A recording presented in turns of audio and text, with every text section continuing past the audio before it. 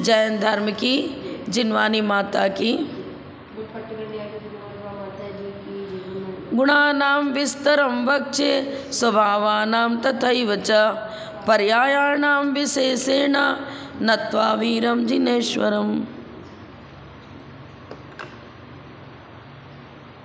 Page number 157 157 सूत्र number 125।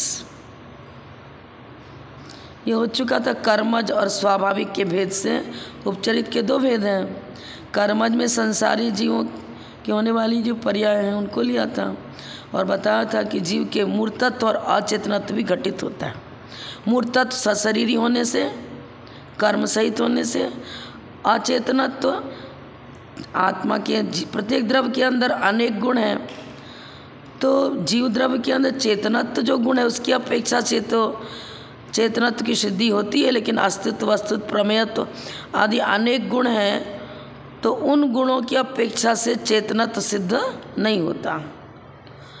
चेतना गुण की अपेक्षा से चेतनत्व, अन्य गुणों में अनुभवन करने की योग्यता नहीं है, तो द्रव्या से निर्गुणा गुणा बताया भी था।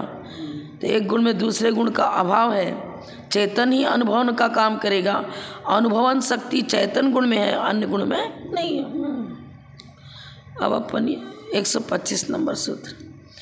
एवं इतरेषां द्रव्याणाम उपचारो यथा संभव ज्ञेया। Page number 157। एवं इतरेषां इतरेषां, जैसे हमने यहाँ एक उदाहरण दे करके क्या बताया, जीव के अंदर मूर्तत्व और अचेतनत्व दोनों की सिद्धि करी ना। अब इसी प्रकार अन्य द्रव्यों में भी अपेक्षाकृत सारे गुणों का अस्तित्व स्वीकार करना चाहिए। अब उपचारों लिख रहे हैं ना, अन्य द्रव्यों में भी यथासंभव उपचरित स्वभाव है। उपचरित स्वभाव तो दो में सिद्ध होगा, जीव में और पुद्गल में। पुद्गल को में चेतनत्व तो कैसे सिद्ध किया, जीव के साथ एक क्षेत्राव का संबंध है पुद्गल का। अब ये शरीर को हम डेड बॉडी अभी नहीं कहेंगे, जब तक हमारे अंदर श्वासोच्छ्वास है, आयु का कर्म का भुज्यमान आयु उदय में चल रही है, हम जीवंत हैं, तब तक शरीर तो यही है, लेकिन इसको डेड बॉडी नहीं कहते अभी, क्योंकि चेतना के साथ इसका एक क्षेत्रावगाह संबंध है। तो एक क्षेत्रावगाह संबंध होने के कारण से क्या कहा, जीव के साथ रहने के कारण से शरीर को भी चैतन रूप स्वीकार किया। अब ये शरीर मृत कलेवर नहीं कहलाएगा। वृक्ष है, खड़ा हुआ है वनस्पति, उसकी बॉडी तो पुद्गल ही है, उसके अंदर रहने वाला जो जीव है वो चेतन स्वरूप है, लेकिन उसको क्या करें, ये एक इंद्रिय जीव है। इंद्रिय तो द्रव्य इंद्रियां होती हैं, रसपसन, रसना, घ्राण, चक्षु, श्रोत इंद्रियां हैं।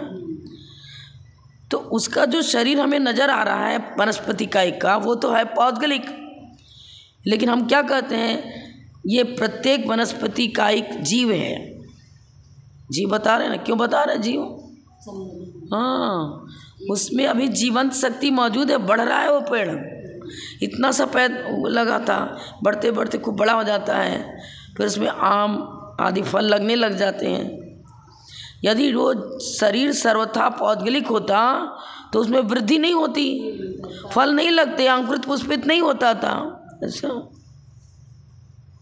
अब ये बता रहे हैं धर्म द्रव्य, अधर्म द्रव्य, आकाश द्रव्य और काल द्रव्य, इन चार में उपचरित स्वभाव नहीं है। सूत्र नंबर 30 और 31 में बता चुके हैं। मात्र जीव और पुद्गल, इन दो द्रव्यों में उपचरित स्वभाव होता है, क्योंकि इनमें वैभाविक परिणमन होता है। इन दोनों में वैभाविक रूप परिणमन करने की शक्ति है, जिसमें वैभाविक परिणति होगी उसी में उपचार बनेगा। हाँ, अब यद्यपि एक क्षेत्रावगाह संबंध तो धर्म द्रव्य का भी है, क्योंकि पूरे लोकाकाश में सूक्ष्म निगोदिया जीव भरे पड़े हुए हैं, और पूरे लोकाकाश में धर्म द्रव्य भी, अधर्म द्रव्य भी है, आकाश और काल द्रव्य भी मौजूद है। लेकिन एक क्षेत्रावकाश संबंध होने की चर्चा नहीं है, विवाह रूप प्रणमन करने की चर्चा है। धर्म अधर्म द्रव्य कभी भी ये विवाह रूप प्रणमन नहीं करते हैं, इनमें वैभाविक शक्ति है ही नहीं, विवाह रूप प्रणमन करने की योग्यता ही नहीं है। जब विवाह रूप प्रणमन नहीं करता है तो उनमें उपचरित स्वभाव भी नहीं लगेगा और विवाह स्वभाव भी नहीं लगेगा, दोनों ही नहीं लगेगा। कर्मच चर्चा इनमें है ही नहीं, कर्मजन्य चर्चा नहीं होगी। अब स्निग्धोच्छत्वाद बंध को प्राप्त होगा तब तो उसमें विवाह प्रणमन होगा और उपचार भी लगेगा। इस प्रकार विशेष स्वभाव का निरूपण हो चुका। एकांत पक्ष में अब दोष बताते हैं। दुर्नय एकांत मारूढ़ा भावानाम स्वार्थिका हिते,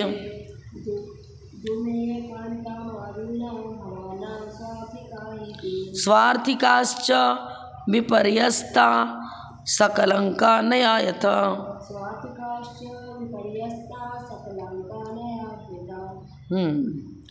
दुर्नय किसे कहते हैं? एकांत। वस्तु, एकांत का मतलब वस्तु को एक धर्मात्मक जो मानता है वो सब एकांत मिथ्या दृष्टि हैं। वस्तु के अंदर एक ही धर्म को स्वीकार करते हैं। हम तो सामान्य विशेषात्मक वस्तु स्वीकार करते हैं, सामान्य धर्म भी अनेक और विशेष धर्म भी अनेक। तो जो नए पदार्थों के दुर्नय रूप एकांत पर आरूढ़ हैं, आरूढ़ है माने उसी को स्वीकार करते हैं।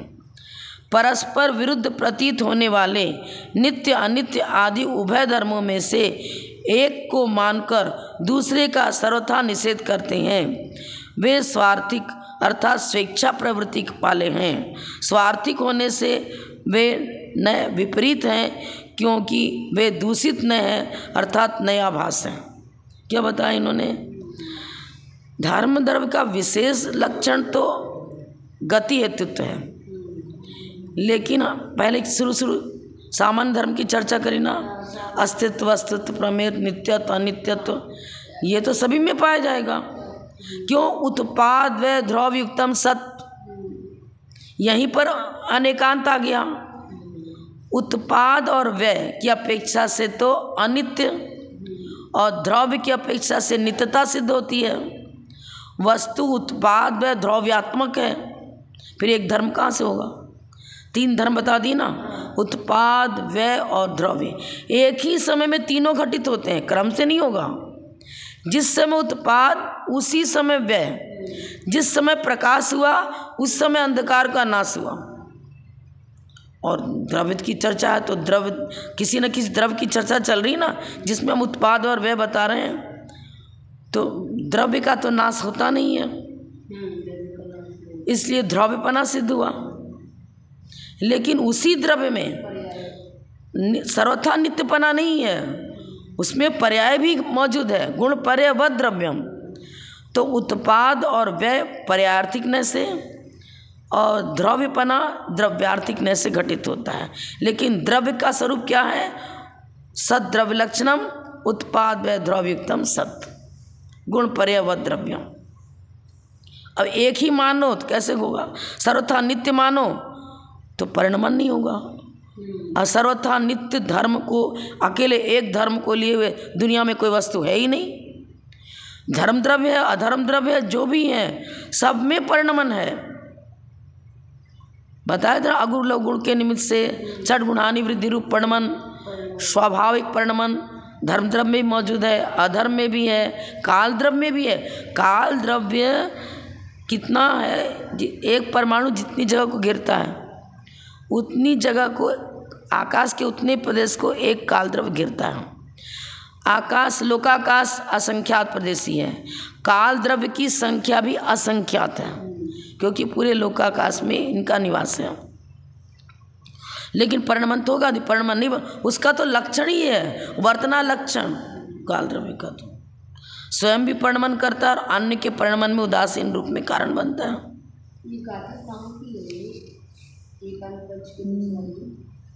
विशेष संस्कृत नए चक्र में इस प्रकार का पाठ, नए चक्र अपन पढ़ेंगे ना तो उसमें श्लोक आ जाएगा बराबर।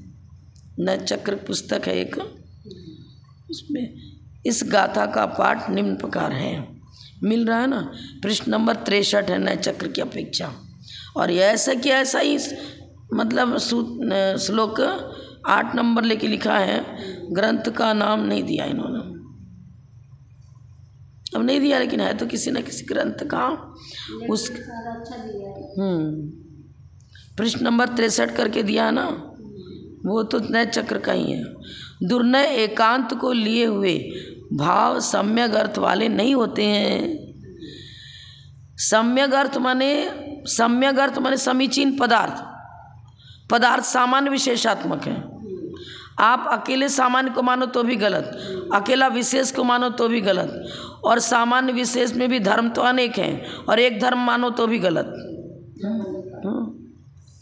जो नए एकांत से रहित भाव वाले वे समीचीन अर्थ को बतलाते हैं। एकांत से रहित का मतलब अनेक धर्मात्मक स्वीकार करो, क्योंकि भाव माने पदार्थ अनेक धर्म वाला ही है। एक धर्मात्मक दुनिया में कोई पदार्थ है ही नहीं ऐसा, और मानते हो तो गलत है। अब आचार्य अब वो फिर प्रश्न करा, तत्कथम, हम कैसे मान ले कि ये सब दुर्नय है, हम कैसे मान ले कि इनका सब सिद्धांत मिथ्या है, उसको स्पष्ट कर रहे हैं आचार्य। 127 नंबर सूत्र, सर्वथई कांतेन सद्रूपस्य न नियतार्थ व्यवस्था संकर आदि दोषत्वात्।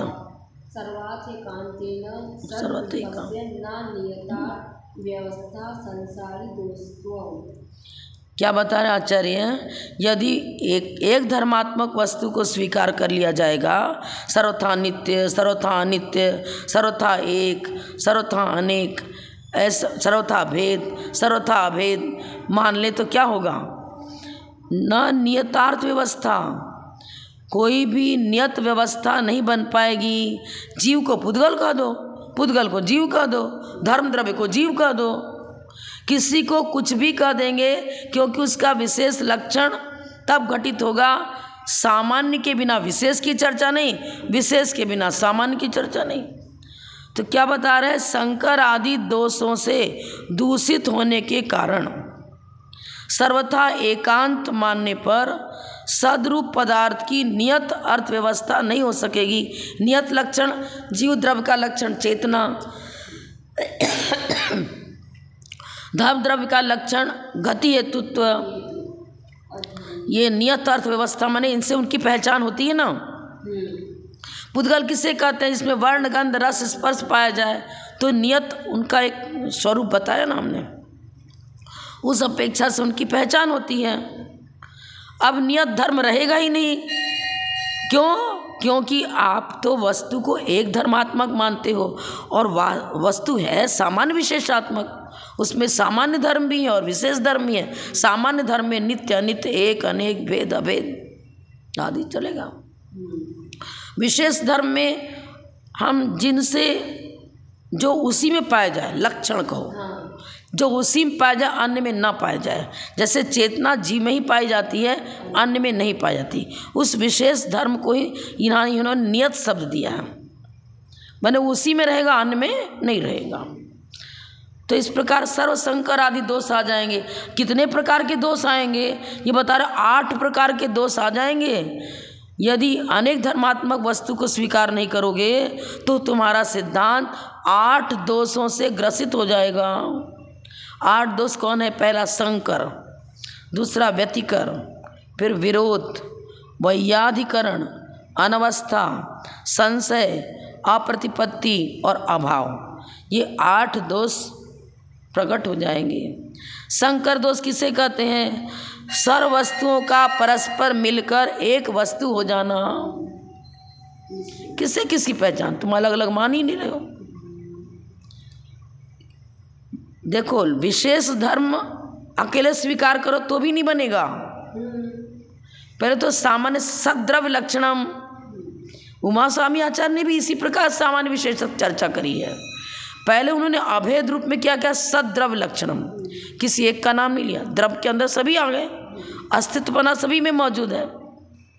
अब अस्तित्वपना सब में स्वीकार करोगे फिर अस्तित्व के साथ वस्तुत्व, प्रमेयत्व, अगुलघुत्व, प्रदेशत्व, ये सारे धर्म प्रत्येक में स्वीकार करने पड़ेंगे।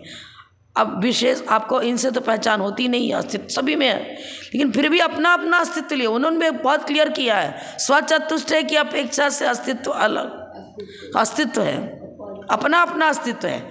अस्तित्व सभी में पाया जाता है, लेकिन सभी द्रव्य अपने अपने स्वचतुष्टय की अपेक्षा अपने अपने अस्तित्व को लिए हुए हैं। ब्रह्माद्वैतवादी की अपेक्षा ऐसा नहीं है कि ब्रह्म मात्र का एक अस्तित्व है, अन्य द्रव्य का अस्तित्व ही न होवे। ज्ञानाद्वैतवादी मात्र ज्ञान मान रहे हैं, ज्ञानी के बिना ज्ञान कहाँ से आएगा। ज्ञानाद्वैतवादी, ब्रह्माद्वैतवादी आदि अनेक प्रकार के अद्वैतवाद हैं, उन सबका खंडन हो जाता है।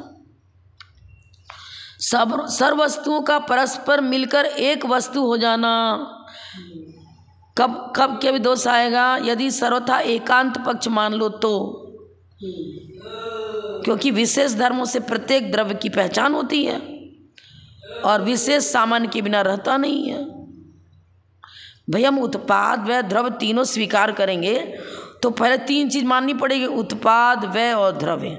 अब द्रव्यार्थिक ने से तो द्रव्यपना सिद्ध हो रहा है। द्रव्यत्व भी वस्तु का एक धर्म है और उत्पाद व्यय भी धर्म है, और तीनों का समूह ही सत है, और सत द्रव्य लक्षणम, यही हो गया अनेकांत। तो गुण पर्याय द्रव्यम, यहाँ भी अनेकांत हो गया। गुण और पर्याय दोनों का समूह द्रव्य होता है, फिर एक पना कैसे बनेगा। एक धर्मात्मक माने तो बनेगा ही नहीं। पर्यायार्थिक नय का विषय जो उत्पाद वह है वो भी वस्तु का स्वरूप है, और द्रव्यार्थिक नय का विषय जो द्रव्य है वो भी वस्तु का स्वरूप है। अकेला द्रव्य भी नहीं बनेगा, अकेला उत्पाद वह भी नहीं बनेगा। किसी वस्तु को स्वीकार करो तब तो उसमें उत्पाद वह घटित कर रहे हो। जीव द्रव्य का अस्तित्व स्वीकार किया तब उसमें हम स्वीकार कर रहे हैं कि मनुष्य पर्याय तो विघटित हो गई और देव पर्याय उत्पन्न हुई। हम गेहूं रूप द्रव्य का अस्तित्व स्वीकार कर रहे हैं, मान लिया उदाहरण के रूप में गेहूं को द्रव्य स्थानीय स्वीकार किया, गेहूं को हमने द्रव्य स्थानीय स्वीकार किया और उसमें कितने प्रकार का परिणमन हो रहा है। तो गेहूं का सर्वथा अभाव हो जाए तो पकवान मिष्ठान कहाँ से बन जाएगा। गेहूं को जिसको त्याग है वो गेहूं से बनी कचौड़ी खा लेगा क्या? नहीं खाएगा। स्वीकार कर रहा है ना ये गेहूं ही है। अकेला कचौड़ी माने और गेहूं की कचौड़ी ना माने, अरे गेहूं का उसमें तो आटा मौजूद है ना। मान लोक व्यवहार में भी वस्तु अनेक धर्मात्मक सिद्ध होती है। भाई को भाई कह रहे हैं, पुत्र को पुत्र कह रहे हैं, बहन को बहन कह रहे हैं। इतने सारे रिश्तेदारी नातेदारी, आपकी अपेक्षा से वो बहन है, वही लड़की सबकी अपेक्षा से बहन नहीं है। लो अनेकांत हो गया, अनेक धर्म। उसमें भगनी पना भी है, पुत्री धर्म भी है, किसी की पत्नी है तो वो भी है, हाँ सभी है। अनेक धर्मात्मक स्वीकार करना ही पड़ेगा। व्यवहार ने से निश्चय ने से किसी अपेक्षा से कहो, वस्तु अनेक धर्मात्मक ही है। सर्व वस्तुओं का परस्पर मिलकर एक वस्तु हो जाना, पहला ये संकर दोष बताया। दूसरा व्यतिकर, जिस वस्तु की किसी भी प्रकार से स्थिति न हो वह व्यतिकर दोष है। जैसे चक्षु से सुना, उसने क्या बताया था, वस्तु एक धर्मात्मक है। जब एक धर्मात्मक है फिर पांचों इंद्रियों का विषय अलग अलग क्यों, ये यहाँ ये बता रहे हैं। कान से ही देख भी लेंगे, कान से सुन भी लेंगे, कान से चख भी लेंगे, कान से बोल भी लेंगे। पांचों इंद्रियों का वर्क अलग अलग है, इसी से सिद्ध होता है। कर्णेंद्रिय का धर्म क्या हुआ? शब्द को ग्रहण करना। लेकिन कर्णेंद्रिय माध्यम है, वो जीव के अंदर कर्णेंद्रिय आवरण का चोपसम है। चक्षुन्द्रिय आवरण कर्म का चोपसम, स्पर्शनेन्द्रिय आवरण कर्म का चोपसम, रसनेन्द्रिय आवरण कर्म का चोपसम। जीव वही है, हमें पांचों इंद्रियां प्राप्त हैं। अब हमें कर्णेन्द्रिय वर्ण कर्म का जैसा चोपसम है उसी प्रकार से हम सुन पाते हैं। कोई तो हल्की आवाज़ में भी सुन लेता है, कोई बहुत तेज आवाज़ है तो नहीं सुन पाता है, कोई मध्यम में सुन पाता है, नहीं। तो क्षोभसम जैसा है। किसी किसी को तो रसना इंद्री का इतना है गहरा कि मतलब 1 मिनट में समझ जाता है, सोचता है कि अरे हमें समझ में नहीं आ रहा है, ठीक से नहीं बता पाता। नमक कितना, कभी कहता ठीक ही, कभी कहता अरे कुछ ज़्यादा, समझ में नहीं आता। क्षोभसम 2 इंद्री से लेकर पंचेंद्री तक रसनेन्द्रिय करके क्षोभसम में भी अंतर पड़ेगा। एक चीटी है, उसको रसना इंद्री प्राप्त हो गई, आगे त्रिंद्रिय, चतुरिंद्रिय, पंचेंद्रिय सभी को रसना इंद्रिय है। लेकिन जैसा क्षोभसम 2 इंद्री में है वैसा ही क्या पंचेंद्री में भी है क्या? नहीं, बढ़ गया क्षोभसम, तो क्षोभसम ज़्यादा है उसको। तो क्षोभसम में हीनाधिकता है ना, वो हीनाधिकता ही तो बता रही है कि उस जीव में ही घटित किया जा रहा है। वो है सब भाई, आपका प्रत्येक इंद्री का क्षोभसम जैसा जैसा है। किसी का स्पर्शन इंद्री चर्म का क्षोभसम विशेष है, किसी का रसना इंद्री का क्षोभसम विशेष है, किसी का घ्राण इंद्री। हाँ, कभी कभी ऐसा आता है दुर्गंध आती रहती है, एक तो नाक बंद कर लेता है, कहता हमें तो सांस, हमें तो पता ही नहीं चल रहा। वैसे भी सर्दी जुकाम हो जाता है, कोई भी तो भी देख लो कि नाक जाम तो नहीं क्षोभसम समझ में आता।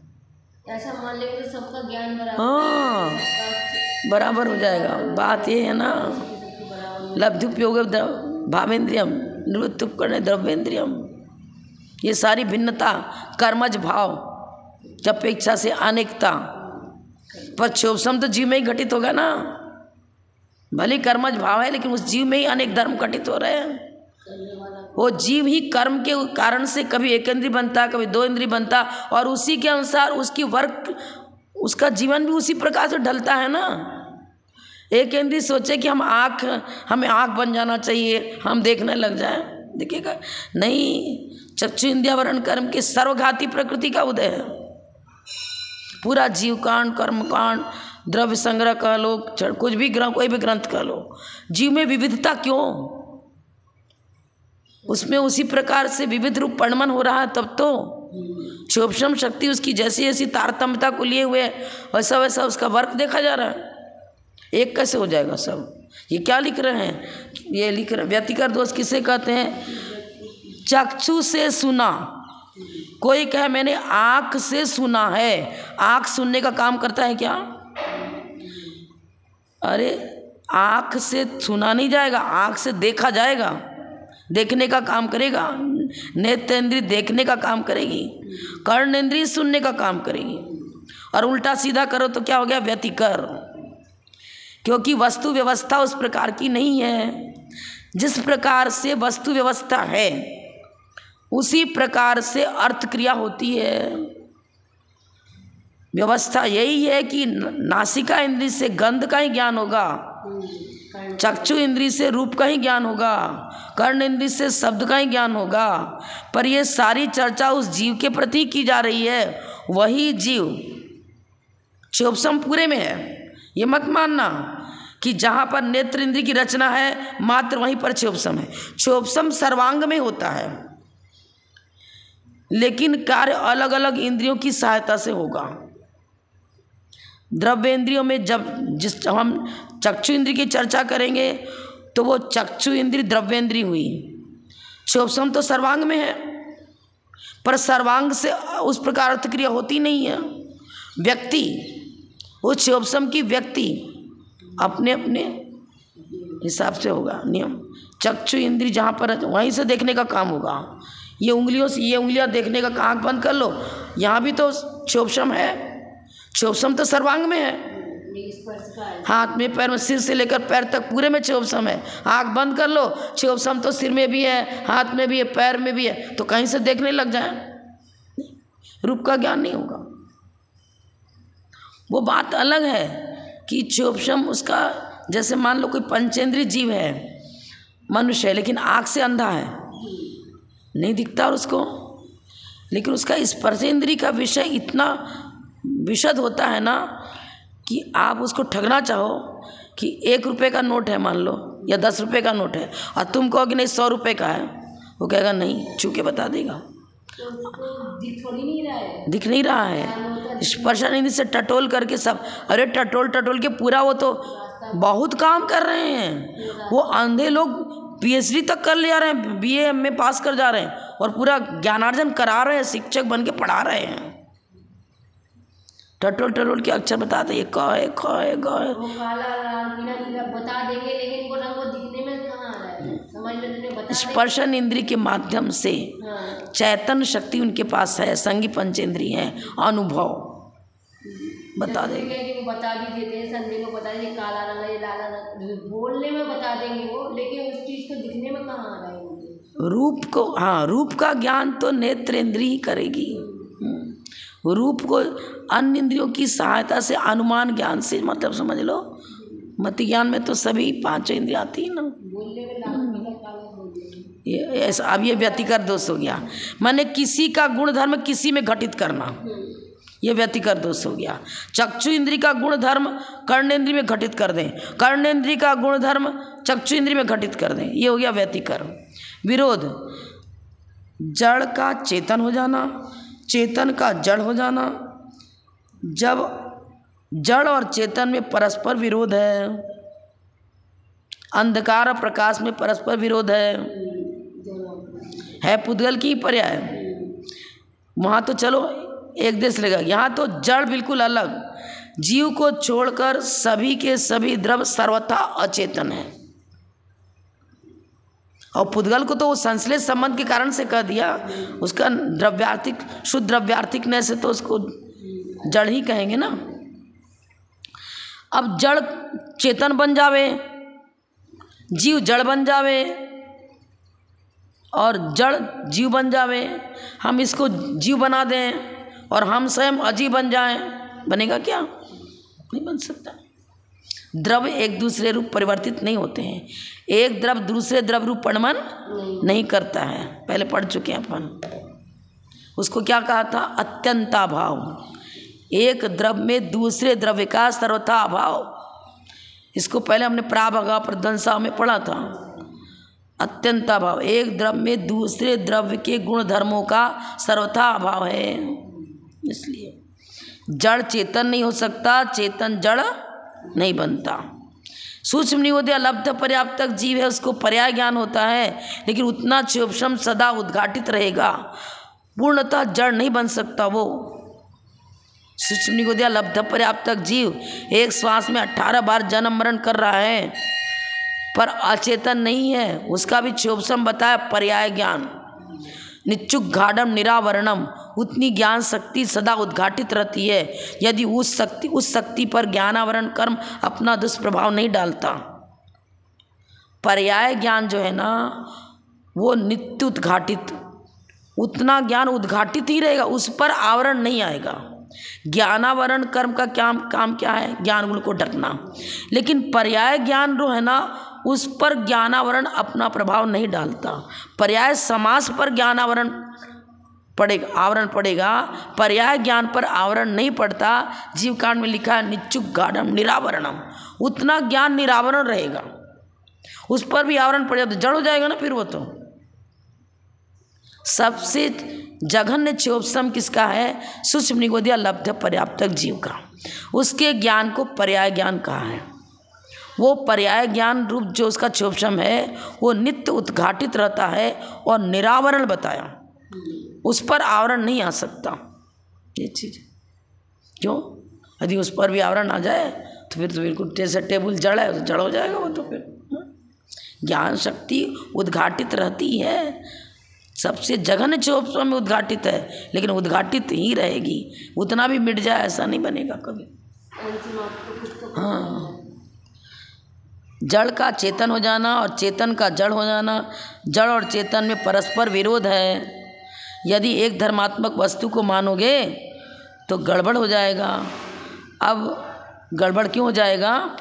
जैसे कि ये क्या मानो, जड़ चेतन नहीं बन सकता। यहाँ पर एक द्रव्य के अंदर दूसरे द्रव्य के अंदर रहने वाले गुण धर्म का अभाव बताया। अब तुम ब्रह्माद्वैतवादी हैं चाहे तो ज्ञानाद्वैतवादी हैं, वो जितने पदार्थ दुनिया में है ना उसको अस्तित्व भी अलग अलग स्वीकार नहीं करते हैं। जीव की संख्या अनेक है, ये सब भिन्न भिन्न चराचर जितने पदार्थ दिख रहे हैं उनका कोई अस्तित्व नहीं है। अस्तित्व किसका है? ब्रह्माद्वैतवाद, अद्वैतवाद, एकांतवादी। सब ब्रह्म जी की पर्याय हैं।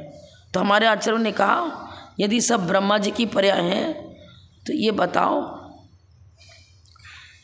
उन्होंने अपने मत को कैसे सिद्ध किया?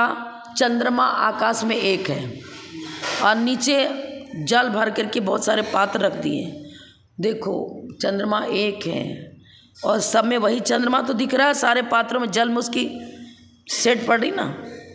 वही चंद्रमा इस पात्र में भी दिख रहा है, वही चंद्रमा दूसरे पात्र में भी दिख रहा है, वही चंद्रमा तीसरे पात्र में भी दिख रहा है। जल भर दिया ना उसमें, इसमें सेट पड़ रही, उसकी छाया पड़ रही है। रात में पूर्णिमा का दिन था, उसमें छाया पड़ रही। अब सिद्ध किया उन्होंने अपना मत। हमारे आचार्य बता रहे हैं उसका खंडन करते हुए, वो तो आकार वही दिख रहा है ना, वही गोलाकार दिख रहा है, वही चंद्रमा की आकृति दिख रही है। यहाँ तो भिन्न आकृति वाले जीव पाए जा रहे हैं। हाथी, घोड़ा, बैल, कोई पशु है, कोई नारकी है, कोई देव है, कोई मनुष्य है। तो नाना आकार कहाँ दिख रहा है? उसमें वही आकार दिख रहा है। और यहाँ चींटी है, कोई 2 इंद्री, 3 चतुर्इंद्री, पंचेंद्री जीव में भी, वो भी नाना प्रकार की, उनकी बॉडी कंस्ट्रक्शन अलग अलग प्रकार से, नामकर्म के अनुसार से। तो यहाँ कंस्ट्रक्शन अलग अलग है, वहाँ कंस्ट्रक्शन एक ही दिख रहा है। खंडन हो गया, इनका अस्तित्व अलग है। सेट हम चलेंगे तो हमारे सेट जैसे हमारे शरीर की आकृति है वैसी तो पड़ेगी ना।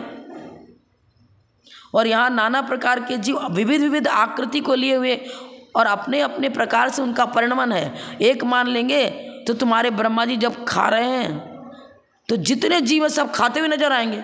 कोई तो दूसरा काम कर रहा है, अलग अलग सब अर्थ क्रिया सबकी अलग अलग हो रही। कोई स्वाध्याय में लगा हुआ है, कोई पूजन में लगा हुआ है, कोई किचन में जाके भोजन बना रहा है। एक है तो नाना क्रिया कैसे बनेगी? एक है, एक हंसेगा तो दुनिया के सब हंसेंगे, एक रोएगा तो सब रोएंगे, क्योंकि अद्वैत मान लिया ना, अखंड अभिन्न मान लिया,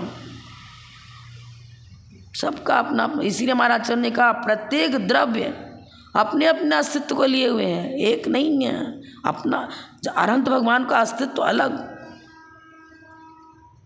हम उनके भक्त हैं और भक्त की संख्या भी अनेक और भगवान की संख्या भी अनेक, सब अपने अपने अस्तित्व को लिए हुए, एक दूसरे के निर्माता नहीं, एक दूसरे के कर्ता नहीं। ये ज्ञायक भाव बन जाएगा जीव के साथ, पुद्गल के साथ। एक समय में अनेक वस्तुओं में लिख रहे हैं देखो, अब वही चीज़ ये भी बता रहे हैं कैसे। चौथा नंबर में क्या? वैयाधिकरण। एक समय में अनेक वस्तुओं में विषम अर्थात परस्पर विरुद्ध पर्याय रह सकती हैं, जैसे शीत व उष्ण पर्याय भिन्न भिन्न वस्तुओं में तो रह सकती हैं, यथा जल में शीतलता, अग्नि में उष्णता। किंतु इन दोनों परस्पर विरुद्ध विषम पर्यायों को एक ही समय में एक ही आधार में कहना वैयाधिकरण दोष है। क्या बताया? वो क्या बताता है? शीत और उष्ण दो धर्म नहीं है, मान लो। वो एक धर्म मानेंगे ना। पुद्गल के अंदर ही तो, पुद्गल में वर्ण गंध रस स्पर्श सभी है। स्पर्श में शीत और उष्ण भी आता है ना। अब जल का स्वभाव शीतलता है, अग्नि का स्वभाव उष्णता है। अलग अलग द्रव्यों में जल स्वभाव से शीतल ही होता है, अग्नि का संपर्क पाकर के गर्म हो गया, लेकिन उस गर्म जल को भी अग्नि पर डालोगे तो अग्नि को बुझाएगा। उबलता पानी भी यदि अग्नि पर डालोगे तो बुझाएगा ही बुझाएगा।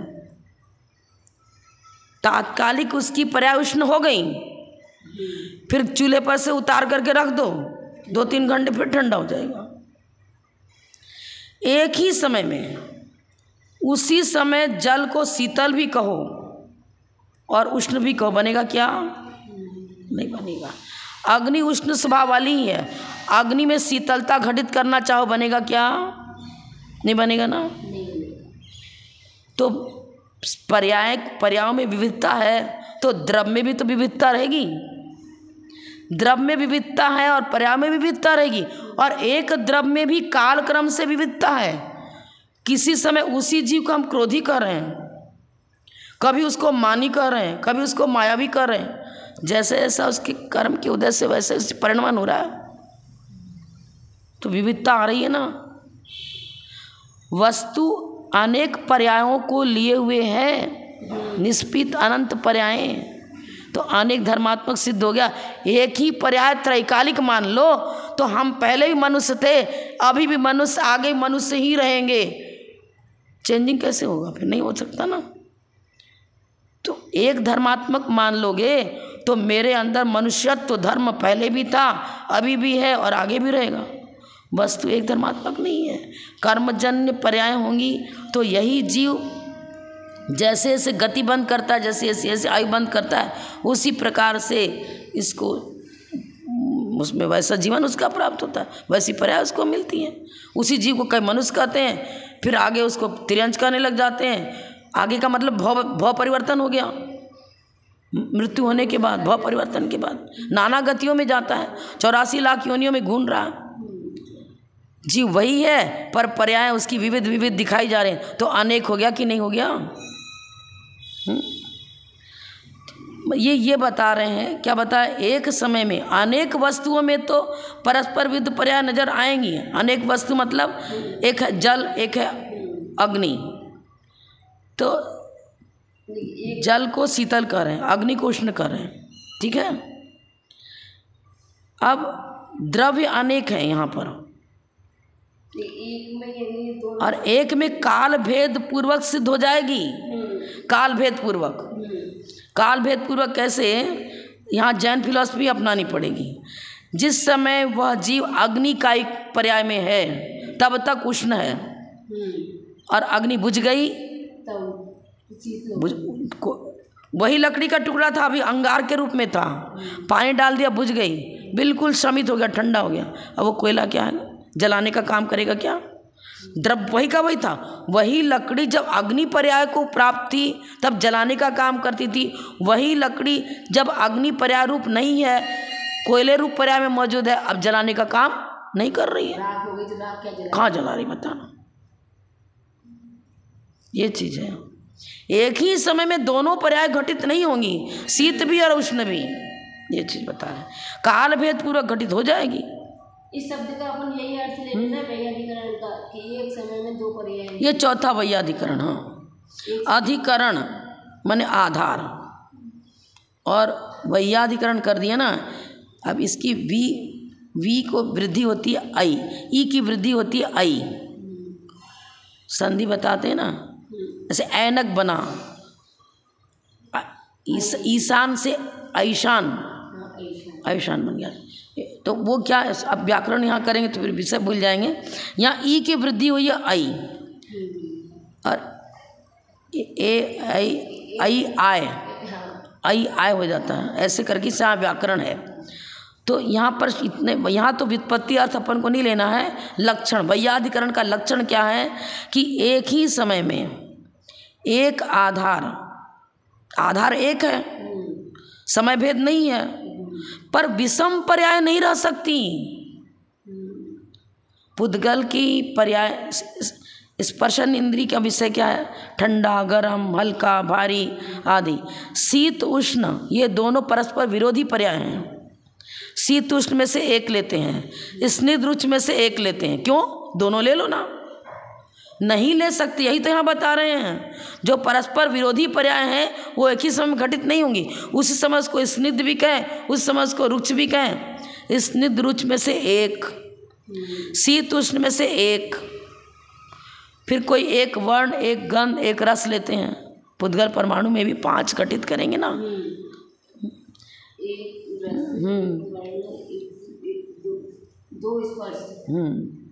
दो स्पर्श ऐसे ले लिया ना। शीत उष्ण में से कोई एक लिया, शीत उष्ण में से एक, और स्निग्ध रुच में से एक। शीत उष्ण में से एक लिया ना, और स्निग्ध रुच में से एक। हल्का भारी है तो स्कंद के साथ घटित होगा, परमाणु के साथ घटित होगा नहीं। तो शीत और उष्ण में परस्पर विरोध है, इसलिए तो एक को ले रहे हैं। स्निग्ध रुच में परस्पर विरोध है, इसलिए एक को ले रहे हैं। और तुम दोनों को एक साथ लेना चाहो तो घटित नहीं होगा। और दोनों को एक ही समय में एक ही वस्तु में एक घटित करना चाहो तो वो क्या हो जाएगा? वैयाधिकरण दोष कहा इसको। परस्पर विरुद्ध पर्याय एक ही वस्तु में एक समय में घटित नहीं हो सकती। एक समय में अनेक वस्तुओं में परस्पर विरुद्ध पर्याय रह सकती हैं, ऐसा कहना वैयाधिकरण दोष है। ऐसा कहना वैयाधिकरण दोष है। हमारे आचार्यों ने कहा, क्या बताया, परस्पर विरुद्ध पर्याय एक ही समय में एक में घटित नहीं होती हैं, और वो घटित करना चाहे तो गलत हो जाएगा ना। अब अनवस्था दोष, अनवस्था दोष किसे कहते हैं? एक से दूसरे की, दूसरे से तीसरे की, तीसरे से चौथे की उत्पत्ति, इस प्रकार कहीं भी ठहराव नहीं होना, ईश्वर कर्तृत्व में अनवस्था दोष आता है। क्योंकि संसार का कर्ता ईश्वर है, ईश्वर का कर्ता अन्य है, उस अन्य का कर्ता कोई दूसरा है। करते जाओ करते जाओ करते जाओ। अब जैसे इन्होंने कहा कि ईश्वर ने सृष्टि की रचना करी है, हमारे आचार्यों ने उनसे पूछा, ईश्वर की रचना किसने करी बताओ, ईश्वर की रचना किसने करी? अब आप कोई मन ग्रंथ कुछ उत्तर दो। अच्छा, तुमने ईश्वर की रचना किसने करी, तो आपने कुछ, अब क्या आंसर दें? उनका आंसर वही दे पाते, हमारा तो कोई आंसर। दूसरा बताया, अब आचार्य ने उस दूसरे की रचना किसने करी, तीसरे की रचना किसने करी, चौथे की रचना किसने करी? हमारे यहाँ तो उत्तर है, हमारी उत्पत्ति मेरे माता पिता से हुई, जो माता पिता उनकी उत्पत्ति उनके माता पिता से हुई, फिर उनके माता पिता थे उनसे उत्पन्न। आपके ईश्वर जिसको बता रहे हो, उनके माता पिता कौन कौन जन्म देने वाले, कोई बताओ तो सही। तुम्हारे ब्रह्मा जी देव पर्याय वाले हैं कि मनुष्य पर्याय वाले हैं कि तिर्यंत पर्याय वाले हैं कि नारिक पर्याय? कोई पर्याय वाले तो हैं, पर्याय तो बताओ। सिद्ध पर्याय तो एक साथ बनेगी नहीं, संसार पूर्वक सिद्ध अवस्था प्राप्त होती है। अरहंत अवस्था में भी पहला पूर्ववर्ती गुण स्थान बताएंगे, तब तो घात्या कर्म को नष्ट किया ईश्वर बने। तुम्हारे ईश्वर का अस्तित्व पहले तो सिद्ध करो। तुम कहाँ से आए? वो मनुष्य वाले गति वाले हैं कि देव गति वाले हैं? देव गति वाले हैं तो उनका वैकृत शरीर होता है। तो तुम्हारे ईश्वर तो ब्रह्मा जी भोग लगा रहे हो, खाना पीना दे रहे हो, उनको क्या क्या कर रहे हो। देवपर्या में घटित होगा तो देवपर्या में तो उपात जन्म होता है, वहाँ तो वो या तो वैमानिक देव होगा, भवनत्रिक होगा। तुम तो यहाँ अपने ईश्वर को मान रहे हो। शंकर जी की उत्पत्ति यहाँ बता रहे हैं, वो मनुष्य पर्याय में बता रहे हो। तो वो जिसको तुम शंकर कह के मनुष्य गति में सिद्ध कर रहे हो, तो मनुष्य गति तो किसी माता पिता से उत्पन्न हुआ। ईश्वरवादी मतलब ये अनवस्था दोष किसे कहेंगे? मन गणत काल्पनिक उत्तर देते चले जाते हैं। हम मनगणत उत्तर नहीं देते, हमारे तो 24 तीर्थंकरों की पूरी भूमिका है। ऐसे तुम्हारे जितने भगवान तुम मान रहे हो उनकी भूमिका दो हमें। कहाँ जन्म हुआ, किससे जन्म हुआ, उनके माता पिता कौन थे, कहाँ पले, कैसे क्या हुए, भगवान कैसे बने। अब एक धर्मात्मक कहाँ रहेगा? एक धर्मात्मक कैसे बनेगा? ईश्वर थे, ईश्वर है, ईश्वर आगे भी रहेंगे, ये बनेगा ही नहीं। जब जन्म हुआ तो जन्म से तो ईश्वर थे नहीं। ईश्वर का अर्थ क्या नहीं? भगवान। वो भगवान मान रहे तो छद्मस्त अवस्था में तुम भगवान मानने लग गए। बुद्ध भगवान को केवल ज्ञान तो हुआ ही नहीं, और पहले उनको तुम बुद्ध मानने लगे, ज्ञान मानने लगे। हाँ, सब इनके मनगढ़ंत चीज़ें हैं। इनकी सेटिंग यही कर पाते हैं। हम लोग के पास तो समझ पूछो तो ये जैसे बकवास कर रहे हैं, सीधी बात ये चीज़ होगी। संशय अनेक कोटि में दोलायमान, पता था तुमको। अप्रतिपत्ति वस्तु स्वरूप की अज्ञानता, अज्ञानता अप्रतिपत्ति है। अज्ञानाद्वैतवादी एक अलग होते हैं, कल चर्चा कर लेंगे। अभाव सर्वथा अभाव वाले, अभी इसमें प्राग भाव प्रदंसा भाव आदि आएगा ना। माने सर्वथा अभाव, सर्वथा अप्रतिपत्ति, ये सब गलत है। ज्ञान होता भी है, नहीं भी है। किसी अंश में हमें ज्ञान भी है, किसी अंश में नहीं भी है। हाँ, किसी अंश में अभाव भी घटित होता है, किसी में अभाव घटित नहीं भी होता। सर्वथा अभाव मान लो, गलत।